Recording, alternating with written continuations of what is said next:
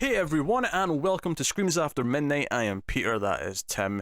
We talk about horror movies on this show. It is October, it is the Octoberthon, and because of that, we're doing a bunch of extra episodes. We're doing like 4 a week, I think, once they're all stacked up.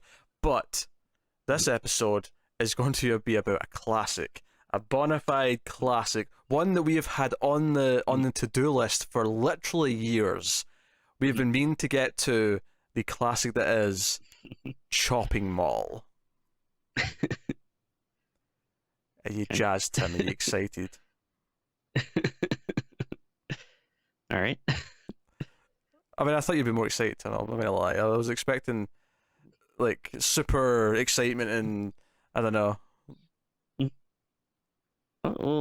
We'll see. But you're playing this so close to the chest, Tim. I know you love this movie. You don't have to. You don't have to pretend. You don't have to pretend. This is Chopping Mall. This is a movie set in a shopping mall. It came out in 1986. They got robots as security guards in this fancy shopping mall, and of course they go haywire. And a group of characters who snuck in and stayed behind after closing hours to have a party in a furniture store, get hunted down by the killer robots. And that's the movie. That's Chopping Mall. Nice and straight. We'll start spoiler free as we always do. We'll warn you in the middle before we go into spoilers. But obviously see Chopping Mall because it's clearly one of the best movies ever made. Tim, how do you feel about Chopping Mall? I'm not sure if you're like setting me up or not because I'm not really crazy about this movie. What? It's not. It's okay. I don't think it's that great though. This movie's fantastic. You're insane. No, I don't know. It doesn't really do much for me. First of all, I'm not sure why we're doing this show because this is definitely a sci-fi movie. It's not a horror movie. Tim, it's a slasher movie. Come on now. Yeah, about robots that their directives get like changed because of lightning. That is science fiction, my friend. Oh yeah, because in Friday the 13th Part 6, when Jason wakes up because he's struck by lightning, yeah, he's like, oh, this is sci-fi now. We can't do this on Screams After Midnight. If he was a robot, I would say so. I mean, Jason I X. look forward to. I look forward to doing Terminator on Screams After Midnight. That'll be interesting. Hey, and Terminator's I guess we'll have to do RoboCop at some point. Terminator's a bad one to use because Terminator is technically a horror movie. All right, if you say so. It is. Terminator is kind of a horror movie. Did you review it on this channel? Not as of yet, no. Okay. So when the other movies were coming out like a year or two ago, you didn't go back and do all the old movies? No, we're going to do it when the new one's coming out next year. Oh, okay. And we'll do it on Screams After Midnight then? Well, no, we're not going to because like okay, all right, interesting. Okay. Well, like so Alien horror movie show. Like Alien, which is clearly a horror film, because the franchise kind of drifts away from that as it goes on, it just made more sense to do it on Influx, the non-horror movie show. Hey Tim, we also did The Thing on Influx. If that upsets you. Interesting. Okay, that's fair. Right. Tim, this I mean, I know it's robots, but there's still like a final girl. It's still got the cheesy 80s movie, like, slasher, like victims, the cast. Everything about this is, I mean, it happens to be robots, but it is an 80s slasher movie. That is what it is.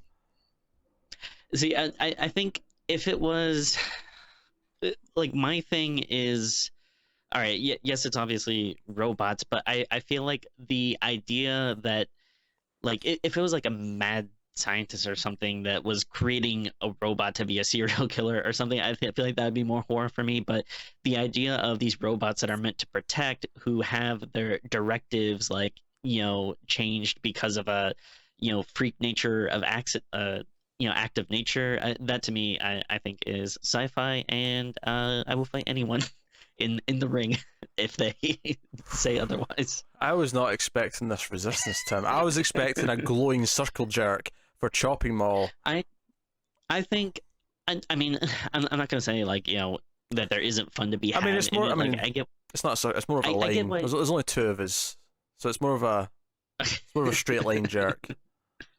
Yeah, that's fair. I can tell you. Sorry, Tim. I was pondering.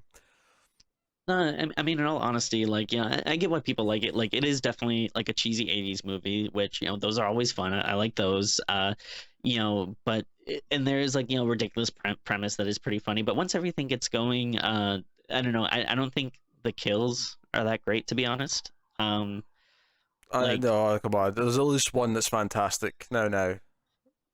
there are some that are good. That, like, yeah, I'm not gonna say like everyone sucks, but I think there are some that are just kind of like, oh, okay. And honestly, I kind of hate the design of the bots, the kill bots, as they were. I do not like the look of them. I like how cheesy they are. I like how clunky and stupid they are. Like, they're not practical at all, and that's the best thing about them. Okay, yeah, like in like a if you're looking at it from like a cheesy perspective, like I can get that. That's fine, but I don't know. Honestly, I just watch this and I'm kind of like, okay. I don't really go overboard for it. This is an auteur's film, right? This is this is a masterpiece. Oh, I didn't realize we were dealing with auteur. Okay. This is a masterpiece of cinema. Jim Wynorski is a genius. He's a creative genius, and Did you say Gem or Jim? Jim. Jim. Okay. I thought you said Gem, and I was like, whoa! If this movie was directed by someone named Gem, I'm instantly on board. I'll take back everything I said. This movie is everything I love about campy '80s cheesy movies. That's everything what this is. It's set in a mall. The opening titles play out over like just a montage of everyone in the mall, and there's all these things going I love on. the opening montage. There's a kid on a skateboard. There's like a beauty pageant, like like troupe going up the escalator, and there's a guy on the other side falling down. And yeah, I mean, and I think as kids growing up in the '90s, we can all relate to you'd go to the mall and you'd have to pass the scantily clad beauty pageant people, and it's all typical mall stuff that I'm sure we're all used to.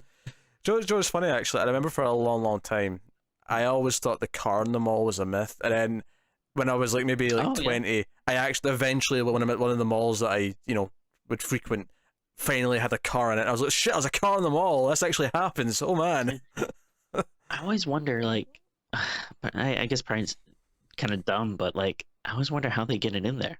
Like, where does it come from? Because a lot of times, like a lot of the malls I'll go to will have like when the entrance and stuff will just be like a single door or something. Like it won't be that wide.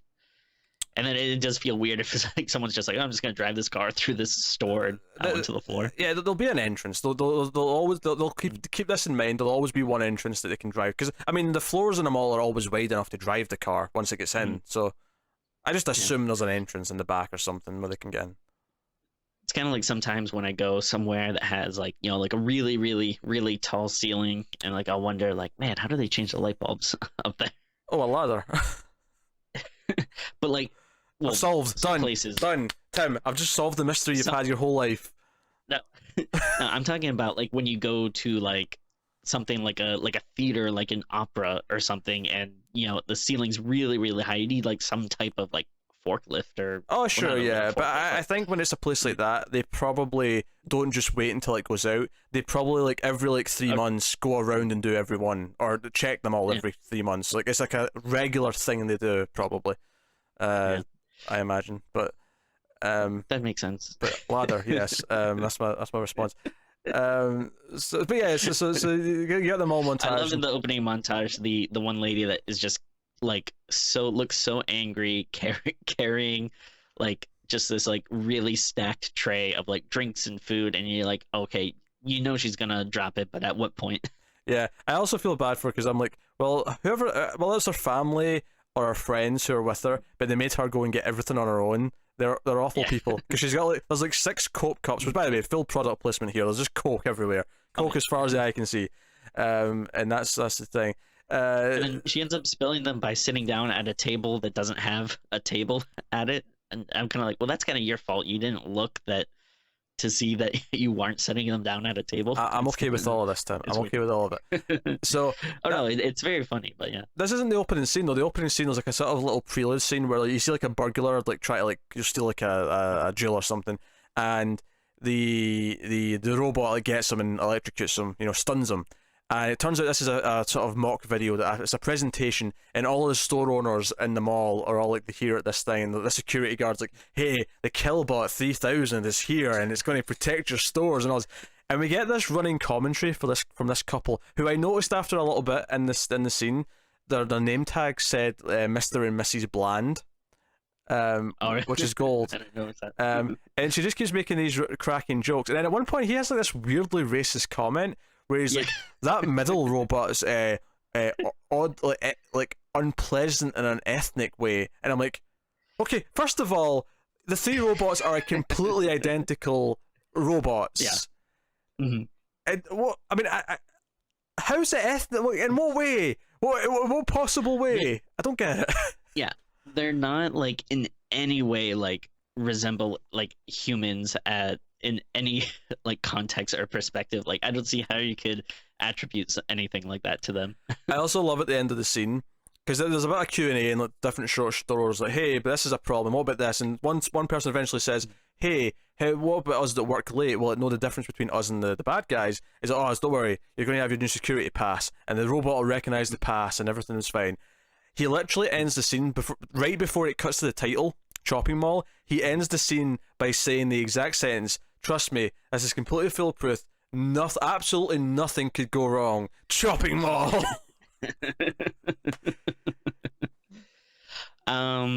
One thing I will say that bugs me is Chopping Mall is a fantastic title if this was like a horror movie about an axe murderer.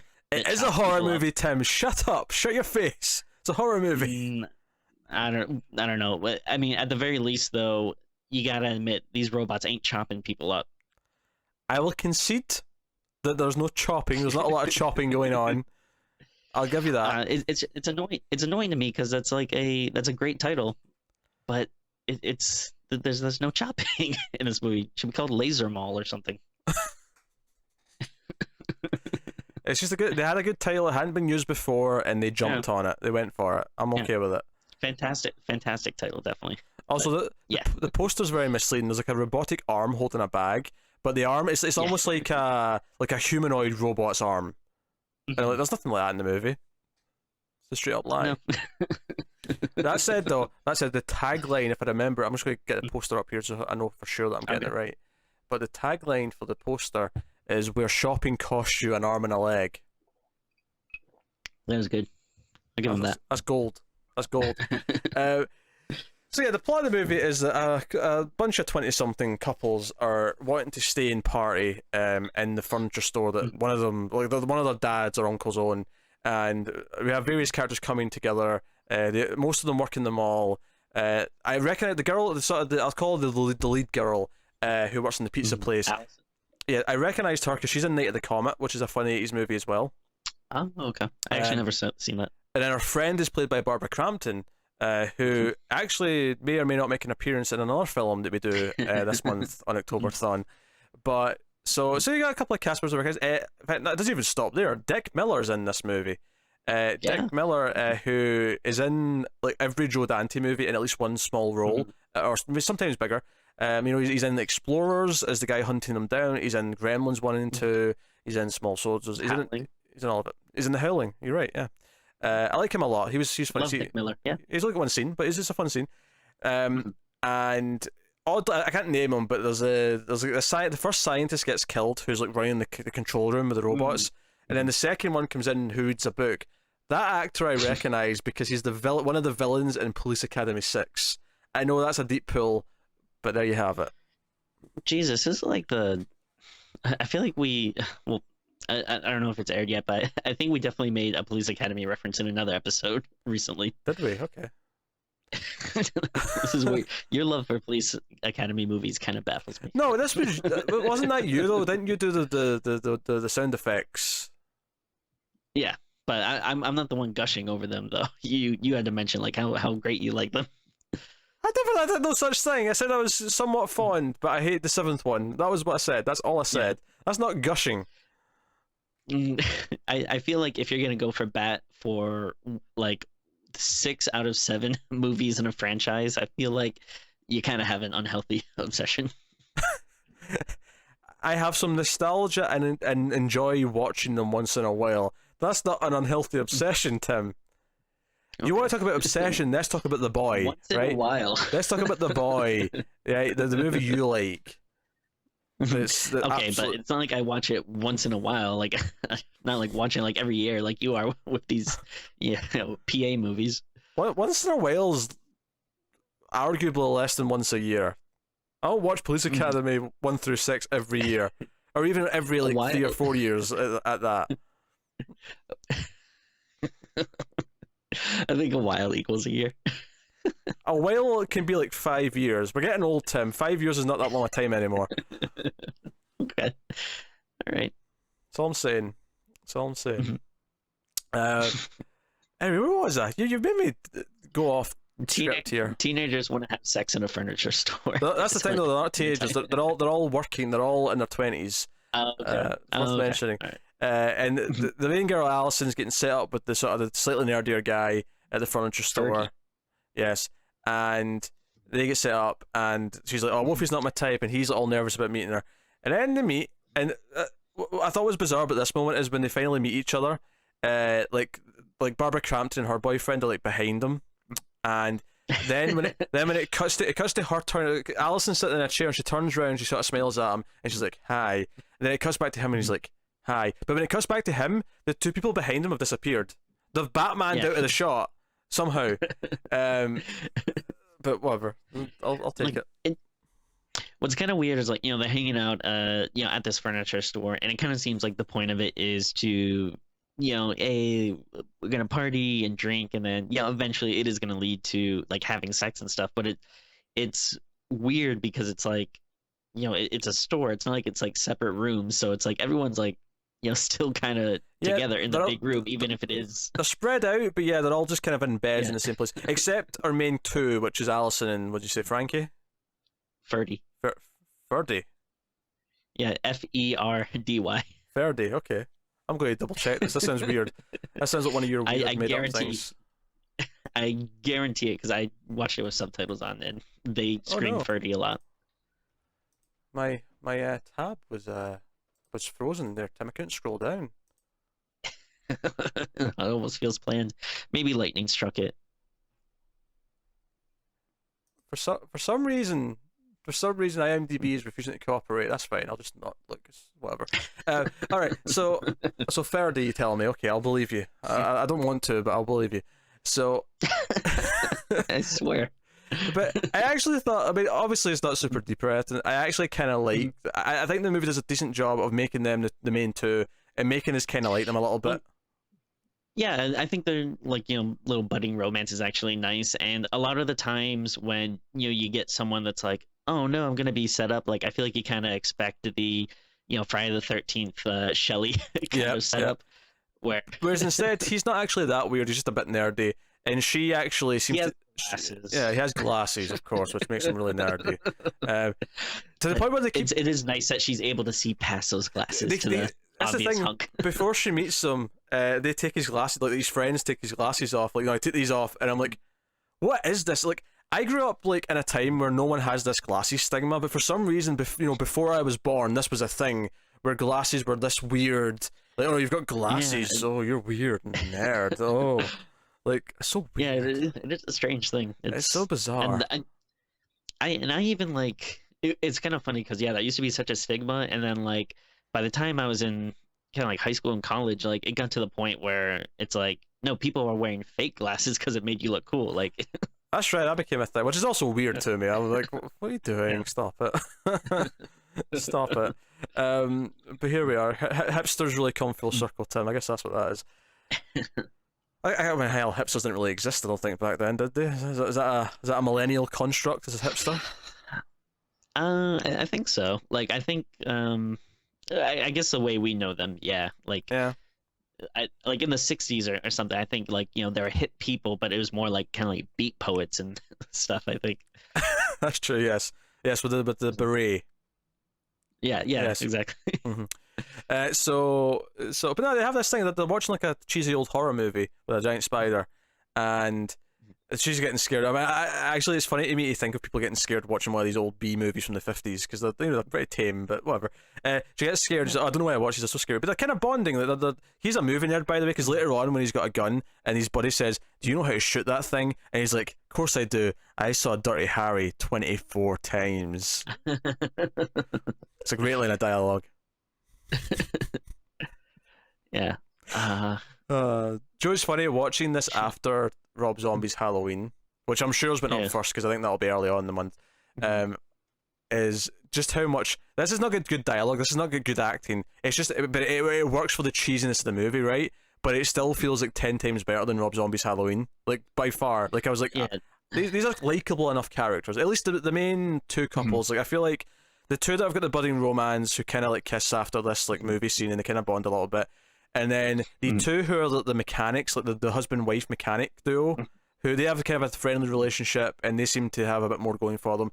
Whereas the other two couples are kind of just, Ron Shane wants sex, and the cheesy jock boyfriend who's constantly chewing gum for no reason. Sorry, I spaced out because I was trying to think like, I was like, I know it might have not gone up yet, but I feel like we watched like another movie where one of the characters was like, oh, he's the film guy, and then like that was just like their whole character. That's another Octoberthon movie, Tim. I have no idea if it's been up before this, so we'll keep that secret. But yeah, there's another one this month where we're like, oh, that's the film. That was much worse though. That was like every 2 minutes there was like some weird reference. This was just like one, like the fact that he likes movies with watching with her, and then the Dirty Harry line, which is a really weird line. Yeah, I can use a gun because I saw the same movie where a guy uses a gun 24 times. Yeah, that makes sense. So no, I think Chopping Mall's a lot of fun. I think the characters are likable. What I like about it is that it becomes about how do they survive, and even though it's silly, like it becomes about them, like to breaking into certain stores to get weapons. It's about them sneaking around, trying to think of ways to kill the robots. It's everything I like about this sort of movie. Could it be better? Sure, but for a fun 80s, I think for me this is kind of like when I think of a cheesy 80s B movie, I kind of think of this one as the pinnacle of that. Like this is all the ingredients. Even the theme song that plays over the opening titles is this goofy synth thing that I just love. So yeah, like I'm not disagreeing with you. I think some people like hold this in like way too high of a regard. Like yes, like it's it's super 80s, it's super cheesy, but it is fun. But I just think I mean and if I made a list, like I think I could probably think of maybe some of the ones I enjoy more than that when it's coming like to 80s cheese and stuff. But like I feel like some people are like, oh no, this is like the best like horror movie of the 80s or something, where it's like, yeah, it's not that like high up. It's definitely worth a watch, but it's not like an all-time favorite or anything for me. Okay. But with that said, we'll give warnings here. So spoiler warning for the rest of this review. Because you're worried about spoilers for Chopping Mall, of course. So Jock Guy goes down first, and he's running away, and his girlfriend who... Well, technically, it'd be like the scientists, and then the... Oh, I just meant out the main group, not obviously the scientists up in the control room get killed first, for sure. But... I like that the scientist eats whatever, that food that was just on the console. Oh yeah, that weirds me out. I can never just pick up random food like that, but I don't know where it's been or how long it's been there or whatever. Yeah, or maybe he didn't finish eating because he dropped it on the floor and he was just like, oh well, yeah, I'll throw this away later or something. And he's like, you know what? I'm going to be in Police Academy 6. I need to keep my appetite. I need to keep my strength up. Dear Lord. That's Police Academy 6: City Under Siege, for those wanting the full title of the film. Also, I mean, this is kind of a dark bit of trivia now, given what she ended up doing in her adult life, but also the first film appearance from Alison Mack. She's a little kid in that movie. Oh, jeez. I didn't even notice her. Oh, yeah, I don't think you'd recognize her. She's like 10. Oh, wait, in Police Academy, or...? Yeah, in Police Academy 6, not this. Oh, I thought you were talking about Choppy Mall. I was like, no, I was giving you trivia on Police Academy 6. I'm playing up the joke that you said I was obsessed. Right. If you know trivia about the movie, then you definitely like the movie. Wait, that wasn't trivia about Police Academy 6. That was trivia about Alison Mack. There's a difference. Oh, so you're obsessed with Alison Mack? No. You can know trivia about something and not be obsessed. I know 2 bits of trivia about Alison Mack. 1, her first movie was Police Academy 6. 2, she's a sex cult offender person who trades sex slaves. That's the 2 things I know about Alison Mack. Well, she's in Smallville, but that's not trivia. That's just what she did. Yeah. That was her main thing. Yeah, that's fair. Police Academy 6, I know 2 things. The title, this guy was the villain in it, or one of the villains, and that's the one where the window cleaning scene with Proctor and the sort of the villainous police guys. I can't remember his name. You know, I mean, I've never seen any of the movies, so you know. Whatever. It's not So there's a scene where they're up in the the window cleaning rig, and it's Alison Mack's first movie. That's the 3 bits of trivia I've got for you for Police Academy 6. All right. I mean, I told you more about Chopping Mall in the intro to this, so shut up. Are you accusing me of being obsessed with Chopping Mall? Perhaps a little bit. I'll accept that. I'll accept this one. No worries. I have seen this now multiple times. This is like the 3rd or 4th time I've watched this movie, and I do not regret it one bit. I feel like we watched it together. We did before, like we did. Okay. We did watch it together, but we never did it for the show. It was something we watched. It was actually just after Alex passed away. I think we were just watching movies to keep each other company. Oh, yeah, that sounds about right. Because I think Connor was there as well. I think it was me, you, and Connor were watching movies together.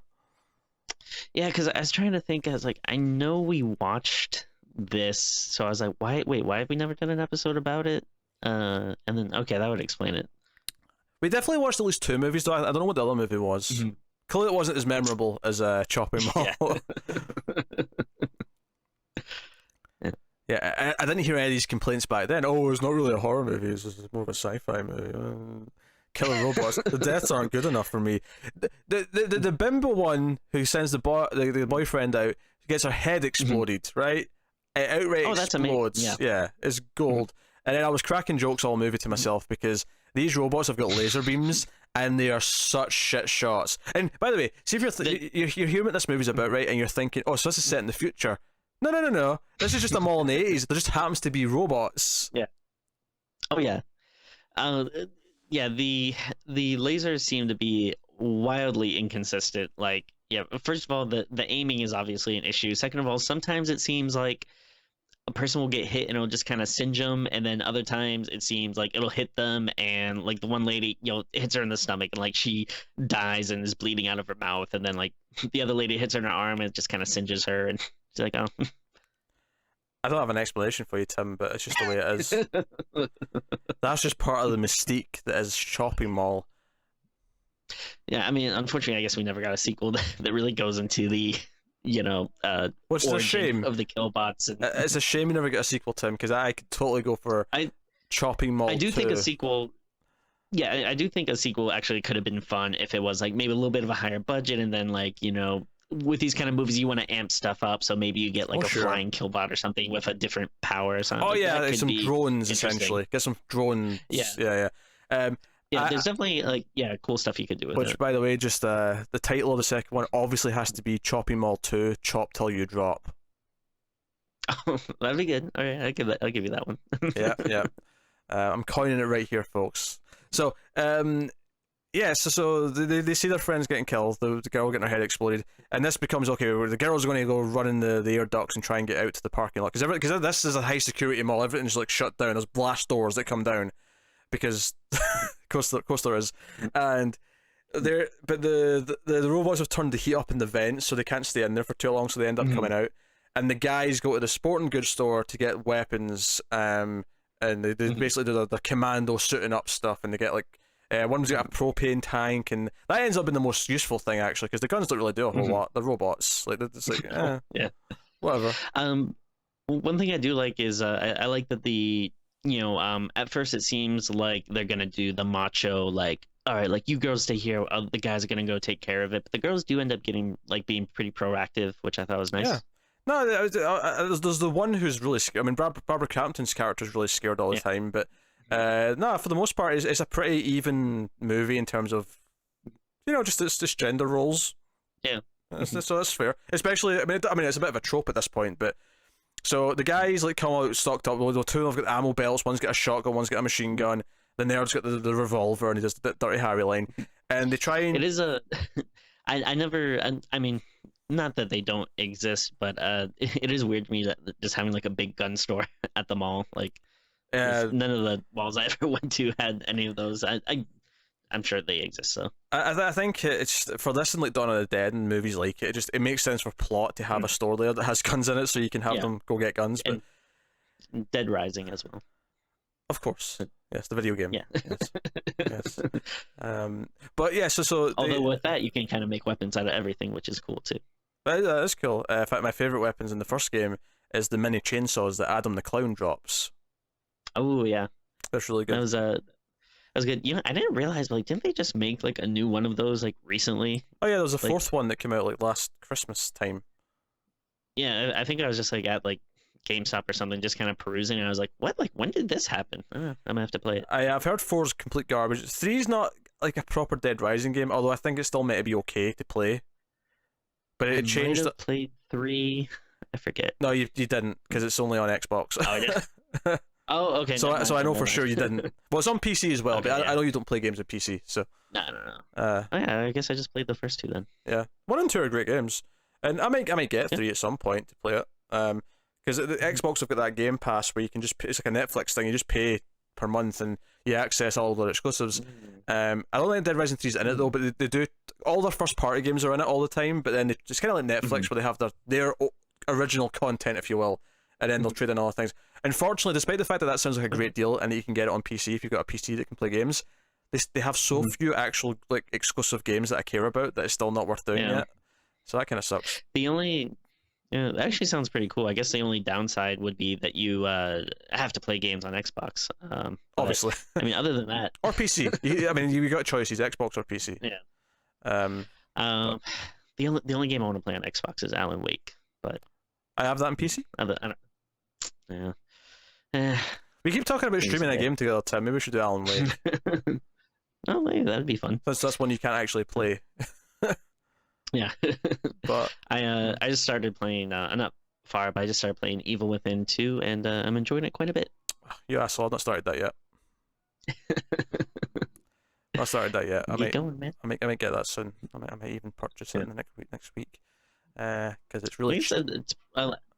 I think it's actually like pretty cheap now. At least like I think I got it like a used copy for like $20 or something. Oh yeah, I mean on PC that'll be dirt cheap now. PC games get really cheap compared to consoles. Yeah, because they're not as good. They're actually better, Tim. That's the thing with PC is that the hardware's better, so it looks better than the console version does. No, I don't mean that to rub it in. I'm just, what you just said was factually incorrect. I'll believe it when I see it. I'll show you if you want. I can physically show you. It's all about Resident Evil 2 right now, though, Tim, because come January, that deluxe edition of Resident Evil 2 remake is mine. Wait, what is it, like a... Not the statue. You're thinking of the $200 statue one. No, the deluxe one's just a little bit more expensive. It's got some costumes that I think are cool, because Claire's got a costume that's the Elsa Walker, which is the character that was in Resident Evil 2 before they scrapped it and started it again. So that was who was there instead of Claire. So she's got an alternate costume for that. And then the other thing that I really like is the original soundtrack swap. So you can play it through the game with all the original music, which I won't do the first time. The first time I play it, I'll play it with the new soundtrack, because that's how it's meant to be played. Of course. But for a second playthrough, turning on the old music, oh, come on, man. I'm into that. That sounds pretty cool. I might have to get that as well. Yeah, that's cool. If it's for available for PS4, I'll pick that up. Okay, cool. Absolutely. Yeah, I man, these special editions drive me crazy. Like, I think I just saw like an ad on Facebook or something. I was like, Resident Evil 2 remake special edition. I was like, oh, right, it looks like a lot of cool stuff. And then I looked at the price and I was like $300 is like, no. Oh yeah, it's because you get a foot tall statue of Leon, which is really high detail. I mean, it's a really good quality statue, but that's what the price is. That's what the extra $250 is. It's the statue. Hey, no thanks. Okay, we went a bit off on a tangent there because we were talking about video games. I'll give you one tangent warning for this episode. Well, I just got a new graphics card, so I'm in a gaming mood because everything's looking better now. I can get newer games and turn things up higher. No, it's cool, Tim. It's like going from like a PS3 to a PS4, except I was already at like PS4 levels, so now it's like I'm at PS5, if such a thing. How about it's quantifiable. How about you go outside and see some real graphics? You literally just talked about how much you like and playing Evil Within 2 and how you're looking forward to Resident Evil 2, so don't even give me it, Tim. Don't even give me it. Alright, Shopping Mall. Should we talk about Shopping Mall again? Yeah. So they actually, they think they kill one of the robots with the propane tank. And they're like, oh, we need to get more of those because that's really useful. And they start setting up a plan to lure one into the elevator, so they rig some propane tanks to the elevator. And then they hear the girls screaming, and the girls, to their credit, they actually get some like turpentine or stuff, and like they get some like supplies. They get a flare, they get they get some stuff that could maybe like set them on fire, and they eventually all congregate when they hear the girls scream, and one of them dies. One gets taken out. Barbara Crampton goes down. Yeah, she's like set on fire. Yeah, she gets set on. The robot shoots the can of oil or whatever it is. She's holding, and she gets. Although I did notice in the next shot when the stunt doubles, running around on fire, that the can that she was holding was still sitting there, not like blown up. It was just, it was just there. It was just sitting there. Whatever, we can forgive that. But so she dies, and obviously her boyfriend's not very happy about it. He's very upset. And he's like, you bastard, you son of a bitch, I'm going to get you for that. And he starts, going mad with the shotgun. But eventually they lure the robot. We'll call him robot number 2. They think they've killed number 1. They didn't. Number 1 get back up. But number 2 is the one they're fighting right now. And they lure it into the elevator.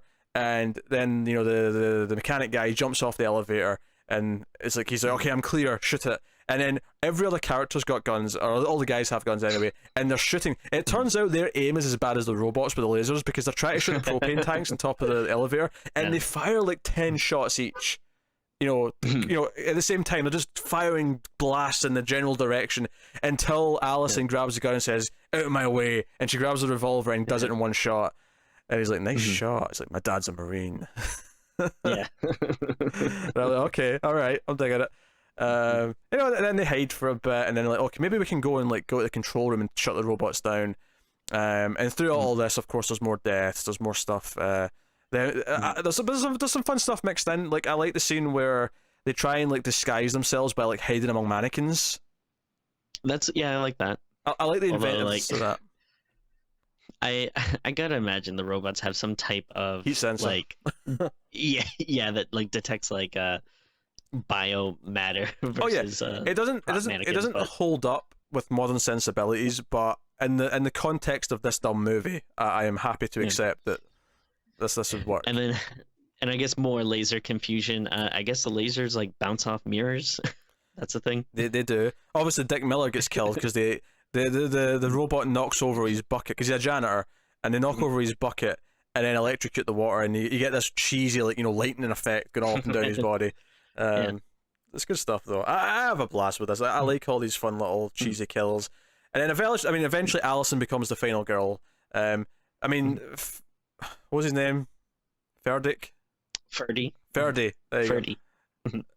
He gets knocked out, and she thinks he's dead, but he's not. I mean, he just looks like he's knocked out.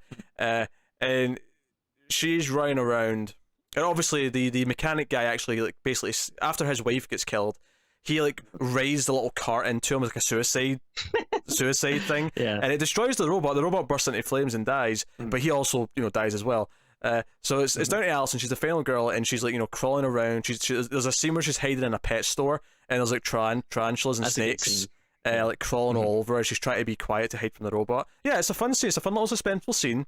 And then she goes into like a decorating store, and she like starts like getting paint and turpentine and makes a trap so the robot will slide, and then she sets it on fire with the flare.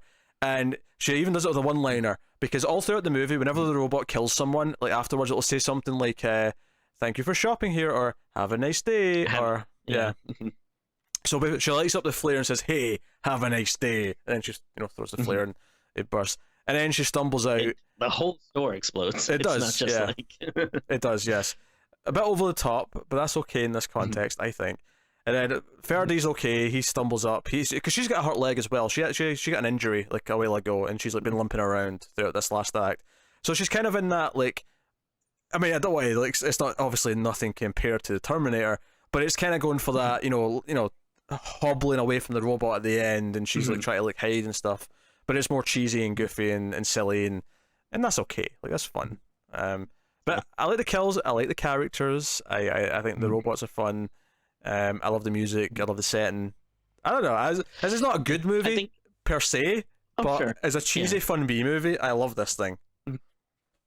Yeah, no, there's some fun stuff. It's just like I don't know. It's just like to me, it just kind of hits that like okay spot where it doesn't like go over the line where I'm like, oh man, like this is so crazy. I love it. Like there are some good kills. I think there are also like some boring stuff, like like the one guy that kind of just like falls over the side, like railings or whatever. It's like, no, nah.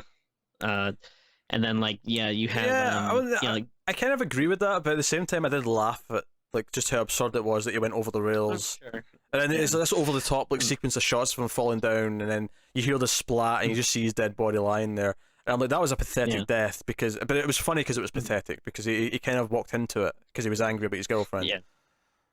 Yeah, and then like I like the first like scene where like Dick, or like the first electrocution scene where Dick Miller gets like electrocuted, like, so I was like, oh, like that's like so cheesy, it's fun. But then like later on, like another character gets electrocuted, and then it just kind of feels like, oh yeah, like I already saw this now at this point, like feels like it's kind of unneeded. So I don't know, like there's some like minor complaints I have like with stuff like that, but yeah, I mean it's not it's minor. It's not a movie I would necessarily recommend just because of the kills. I don't think the kills are the selling point here. And there's plenty of slasher movies that I love that don't have great kills. I like them for lots of other different reasons. Obviously, good kills are one of the things that can be great about a slasher movie. But here's one or two great ones, and there's some funny ones, not necessarily good to look at in the same way that like the head explosion is, but it's fun. One thing, actually a couple of things that I think is funny. I like at one point they're talking about like if we survive this, we're gonna owe like so much money to like all these stores and stuff. And I was like, I feel like that's not really much of a concern. I think there has to be some type of. But I did laugh though, because when they complain that the robots tried to kill them, the mall can turn around and say, "Well, you're not supposed to be in there at that time." Yeah. So, just like imagine if the mall turned around and like sued them for like $1 million worth of damage or something. It'd be like, Jesus. It's funny because the movie just ends in them hugging when they find each other again at the end. There's no, you don't get to see what any of the consequences are next time. It's almost a shame though we didn't get more like the characters who were there at the start, the store owners. I'd like some of them to be hanging around to be killed maybe, throughout the film. Yeah, I think.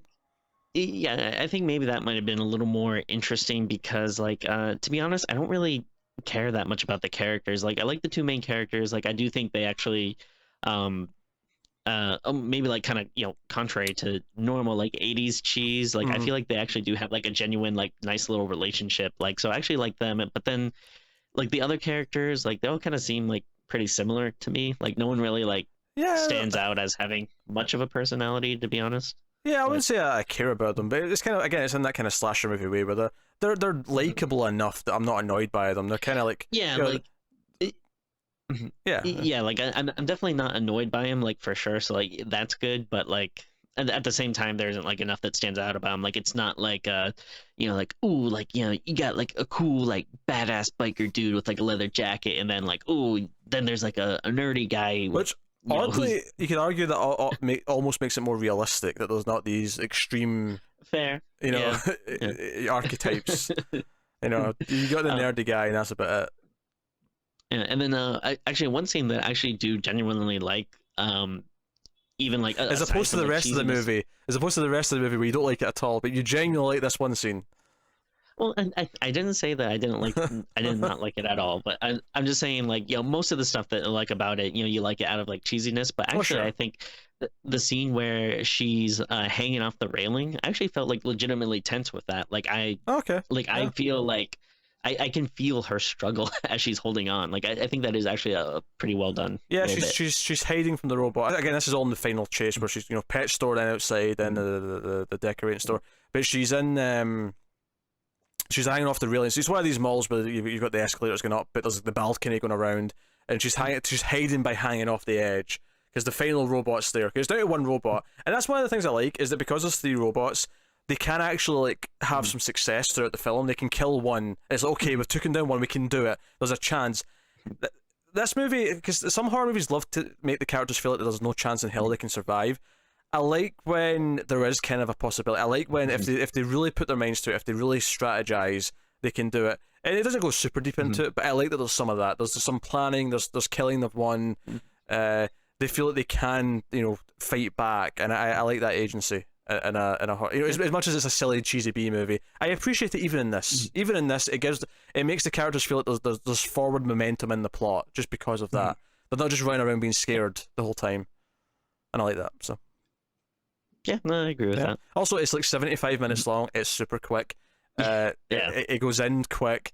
If you like 80s movies, if you like this type of cheese, I think you'll be into it. It's that's my stance. Yeah, certainly. That's my stance. Yeah, no, I wouldn't argue with that. I mean, yeah, I think definitely, yeah, if you like sci-fi, you'll definitely like this movie. Look, I'm not going to say it's not science fiction, but just because it's science fiction does not make it not a horror movie. Yeah. No. I agree. I'm just obviously playing it up for the podcast. Yeah, that's what I'm just saying. Though, like Alien, you wouldn't say no. That's not a horror film. That's science fiction. Oh no, definitely. Yeah, I mean, it's both. Like, it can be both. Yeah. So like that little meme or whatever. Why not both? Oh yeah, the little girl. Yeah. It was a commercial from something. I don't know. Yeah. I don't know if because she's. I think she's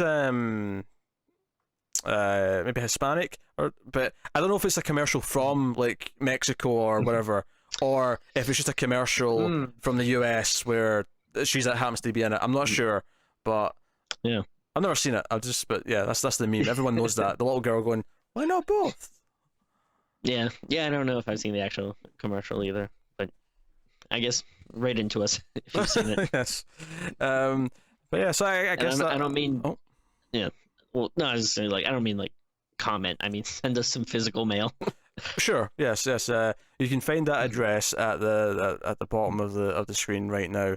Under where the edge of the frame is, you can see it under there. If you have the mystical, diamond crystal that lets you see the outside of the boundaries of the screen. Yeah, you can get that at the $50 Patreon tier. There's actually a $50 tier, Tim, so don't joke about that. But bump it up. Bump it up. Well, I don't want to go too high. I don't think knowing our address is worth that much, but... I'm not giving my address out. Are you kidding me? I mean, it's worth enough to buy a house so I can move. That's what the price is, if you want to know my address. Oh. Okay. So yeah, you give me like 500 grand so I can go and get a nice house. Then okay, sure, I'll give you my current address. Sure. Jeez, listen to you. You need nice things. Everyone needs nice things, Tim. That's just what it is. We all go a little mad sometimes. Ooh, okay. So we should rate Chopping Mall, Tim.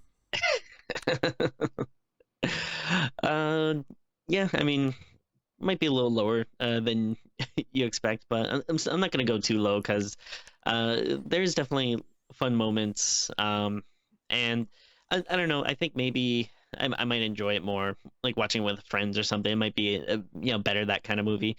But I'm going to give it a 6.5. I think, Okay. Yeah, like you said, if you like cheesy 80s stuff, it's definitely a good watch. And I mean, Tim, I love the movie, but I can't rate it that much higher than that. Like okay. there has to be some objectivity here where I understand what makes a good movie and what isn't a good movie.